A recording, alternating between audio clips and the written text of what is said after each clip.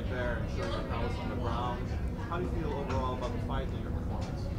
I feel great to obviously get the win and get the finish. You know, I was a little bit gutted that I heard some boos. That's not what I want in my fights. You know, in my fights, I'm always looking to be an entertainer first and foremost. So, you know, that sucked if I'm honest. But the first round is how I kind of thought it was all going to go.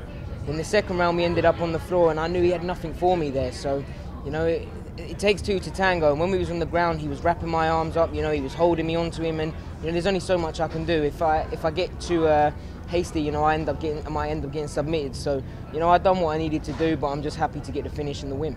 Well, I mean, about the boos, you're an Englishman fighting an American in Los Angeles. I mean, it probably wasn't your performance, or is that what you feel? I don't know. I think it was the performance because it was, you know, when it was not much was happening on the floor, you know. So, but you know, I hope not. I hope it's not because I'm English.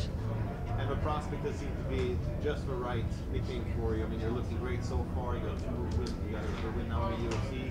Who's next for you? Whoever the UFC want me to fight, you know, I honestly don't mind. You know, I will fight whoever they give me. So all I need is a name, a date, and a place, and I'll be there. So you can get that Duquesnoy fight in London. It would be nice, you know. I tell you, like, if there's one guy I want to fight, you know, it would be Chito Vera. You know, we had a bit of back and forth on Twitter. It's all fun and games, but you know that would make sense. But yeah, if Tom Duquesnoy wants it, you know, but I just hope he doesn't pull out again because, you know, if he's going to pull out over a sore rib every time, then I'm not going to get a fight. But London is where you want to be. 100%. You know, I was just saying that my first ever UFC event that I went to was watching my coach Brad Pickett live. And when I started, you know, I said that's where I want to be. I want to be at the O2, I want to be in the UFC, and I want to represent my country and my hometown. So that for me is a dream come true if I can get on there.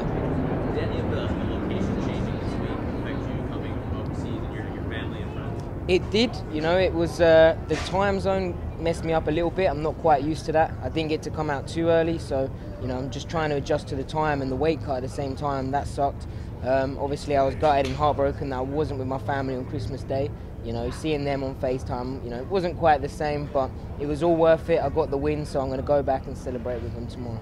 Was everyone able to make it to LA from Vegas and everything? The people that came were, but unfortunately one of my best mates, he was actually proposing to his girlfriend in Vegas at the Grand Canyon. So they've done it now, so I'm allowed to say it. But, you know, congratulations, Tom, obviously. But yeah, it sucks that they couldn't come because he had already had that booked up. So now that you're coming out here from a win, you said, you know, you weren't happy about everything, but what are your biggest takeaways from the fight? And you know, the biggest point you're thinking, I got to work on this.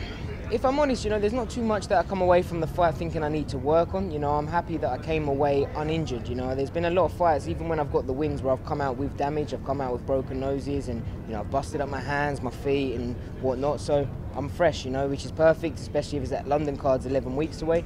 But you know, I just come out. I'll be back in the gym after next week, and you know, just whatever my coaches want me to do, I'll work on and just look to get better every day. I saw a video where after you beat Johnny Eduardo, it was like you had basically a ball with, like, looked like your entire home city was there.